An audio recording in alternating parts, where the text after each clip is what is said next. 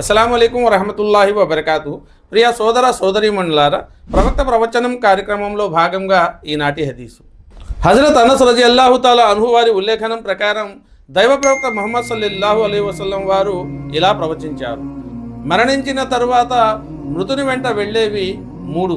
అందులో ఒకటి అతని బంధుమిత్రులు, రెండవది అతని ధనం, మూడవది అతని కర్మలు. ఖననానంతరం మొదటి 2 వెనక్కు మళ్ళుతాయి, కర్మలు మాత్రం అతని వెంటే ఉండిపోతాయి. సోదర మహాశివులారా, మరణానంతరం మృతునికి స్నానం చేయించి కొత్త బట్టల కఫం తొడుగుతారు. శవయాత్ర గొప్ప ఆడంబరంతో ప్రారంభం అవుతుంది. ఆ తరువాత ఖనన ఘట్టం మొదలవుతుంది. సమాధి తయారవుతుంది. బంధుమిత్రువులంతా కన్నీటితో అతన్ని మట్టిలో పాతి పెడతారు. అతడు వదిలి వెళ్ళిన ఆస్తిపాస్తులన్నింటినీ వారసులు పంచుకుంటారు. కనీసం చేతికి గడియారం, వేలికి ఉంగరం అయినా ఉంచరు. ఇది అతని సొంత ఆస్తికి సంబంధించిన విషయం.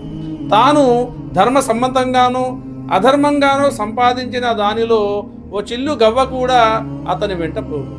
ఇక రక్త సంబంధీకుల విషయానికి వస్తే, ఏ తల్లి కూడా తన తనయుని వెంట వెళ్ళటానికి సిద్ధపడుతుందా? పొయ్యేవాని భార్య, తనయుడు, సోదరుడు ఎప్పుడూ మృతునితో సమాధి అయ్యే ధైర్యం చెయ్యలేరు. తనను చూసి బ్రతుకుతున్న తండ్రి కూడా మృతుని ప్రక్కలో పడుకోవటానికి సాహసిస్తాడా? అందుకే సోదర మహాశివులారా, మీరు చేసిన పాపపుణ్య కర్మలే మీ వెంట వచ్చేవి. అవే మీకు మిత్రులు, బంధువులును. అవి ఏ పరిస్థితుల్లోనూ మిమ్మల్ని వదిలిపెట్టవు. బ్రతికుండగా మీరు ఏ కర్మలనైతే ఆచరించారో వాటి ఫలితాలు, ప్రభావాలు మీ చివరి జీవితంలో మీ వెంట వచ్చేవి. కనుక సోదర మహాశివులారా, మరణానంతరం పనికొచ్చే సత్కార్యాలు చేస్తూ జీవించే అవకాశాన్ని ఆ దైవం మనందరికీ ప్రసాదించాలని కోరుకుంటూ మరొక హదీసుతో మిమ్మల్ని మళ్ళీ కలిసే ప్రయత్నం చేస్తాను. అంతవరకు సెలవు.